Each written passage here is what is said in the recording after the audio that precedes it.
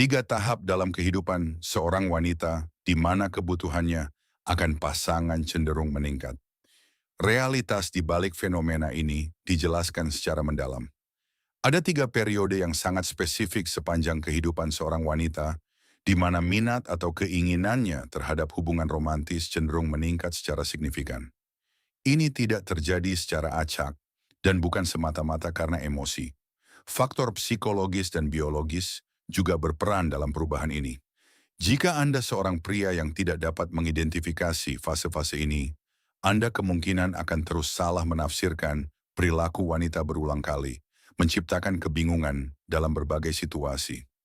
Banyak pria berasumsi bahwa keinginan seorang wanita untuk memiliki pasangan tetap konstan sepanjang hidupnya. Namun persepsi ini tidak sesuai dengan apa yang ditunjukkan oleh berbagai pengamatan ilmiah. Psikolog perkembangan dari lembaga-lembaga seperti Universitas Chicago yang telah menganalisis motivasi hubungan di berbagai tahap kehidupan telah menemukan pola yang jarang dibahas. Minat seorang wanita terhadap suatu hubungan tidak tetap, melainkan cenderung bervariasi dan meningkat dalam tiga fase yang berbeda dan cukup dapat diprediksi. Selain itu, apa yang dicari wanita di setiap tahap ini tidak sepenuhnya sama. Bahkan bagi para peneliti, kejelasan perubahan yang terjadi ini sangat mencolok. Fase pertama berlangsung kira-kira antara usia 18 dan 22 tahun. Ini adalah tahap eksplorasi. Selama periode ini, korteks prefrontal, bagian otak yang bertanggung jawab untuk perencanaan, penilaian, dan keputusan jangka panjang masih berkembang. Oleh karena itu, perhatian biasanya terutama terfokus pada masa kini. Pada tahap ini, wanita cenderung lebih tertarik pada pengalaman baru, kegembiraan, romansa, dan intensitas emosional. Mereka biasanya tidak fokus pada konsekuensi jangka panjang, tetapi lebih pada apa yang bermakna, merangsang, atau menarik secara emosional pada saat itu. Pada periode ini, stabilitas permanen bukanlah prioritas utama. Sebaliknya, ini adalah fase di mana pengalaman emosional, sosial, dan pribadi dibangun. Tipe pria yang biasanya menarik wanita pada tahap ini umumnya mencerminkan pola pikir yang sama. Seseorang yang membawa energi, hal baru, kegembiraan, dan stimulasi emosional pada masa kini.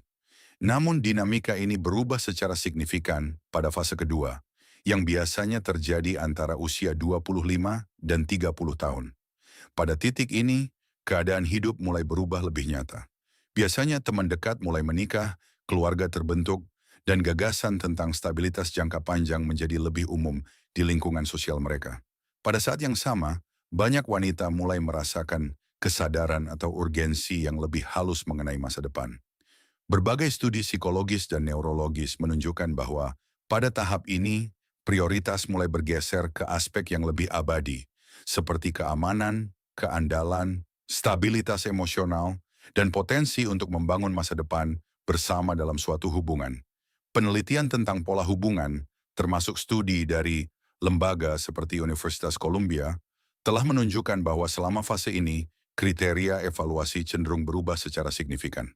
Wanita yang memprioritaskan emosi dan intensitas di masa mudanya, seiring waktu mulai lebih menghargai konsistensi, koherensi, dan stabilitas emosional. Itulah mengapa ketika beberapa pria menyadari bahwa seorang wanita mengubah apa yang dicarinya atau meningkatkan standarnya, itu bukanlah kebetulan, melainkan transisi psikologis alami yang dipengaruhi oleh tahap kehidupannya. Fase ketiga muncul kira-kira antara usia 38 dan 45 tahun, dan mungkin merupakan fase yang paling disalahpahami. Pada saat ini, banyak wanita telah melalui cukup banyak pengalaman untuk memiliki visi yang lebih jelas tentang apa yang mereka inginkan dan tidak inginkan dalam sebuah hubungan. Mereka mungkin telah melalui hubungan asmara, kehilangan emosional, periode stabilitas, atau bahkan tahap kemandirian yang mendalam. Semua ini berkontribusi pada perspektif mereka yang menjadi lebih solid dan terdefinisi dari waktu ke waktu. Pada fase ini, fokusnya bukan lagi pada emosi yang intens atau validasi eksternal. Sebaliknya, keamanan emosional, otentisitas, kehadiran yang konsisten, dan koherensi dalam hubungan menjadi lebih penting. Beberapa psikolog menggambarkan perubahan ini sebagai transisi menuju daya tarik berdasarkan otentisitas. Pada titik ini, aspek-aspek dangkal kehilangan relevansinya, sementara koneksi emosional yang mendalam menjadi faktor utama. Inilah bagian yang gagal dipahami oleh banyak pria. Ketika mereka berinteraksi dengan seorang wanita, pada salah satu tahap ini tanpa mengenalinya, mereka seringkali tidak memahaminya. Tanpa memahami prioritas alami dari fase tersebut, mudah untuk salah menafsirkan perilakunya. Ia mungkin tampak tidak konsisten, menjauh, atau bahkan tidak terduga, padahal sebenarnya ia hanya menanggapi kebutuhan internal yang spesifik untuk tahap kehidupannya saat ini. Ini bukan tentang kontradiksi, melainkan evolusi dalam prioritas pribadinya. Seorang wanita yang merasa sangat terhubung pada satu tahap dapat secara alami mengalihkan fokusnya pada tahap lain. Bukan karena ada yang salah, tetapi karena perspektifnya tentang kehidupan dan hubungan telah berubah seiring pengalaman. Pria yang berhasil menghindari kebingungan dalam hubungan mereka adalah mereka yang memahami pola ini dengan jelas. Mereka tidak hanya bergantung pada asumsi atau interpretasi sesaat, tetapi pada pemahaman yang lebih luas tentang konteks emosional dan kehidupan. Karena pertanyaan sebenarnya bukanlah sekadar apa yang diinginkannya, tetapi tahap kehidupan apa yang sedang dialaminya saat itu. Dan jika perspektif ini telah mengubah pemahaman Anda tentang hubungan, bagian selanjutnya akan lebih mendalam, menunjukkan tanda-tanda perilaku halus yang cenderung muncul di setiap tahap ini dan yang sebagian besar pria abaikan sepenuhnya.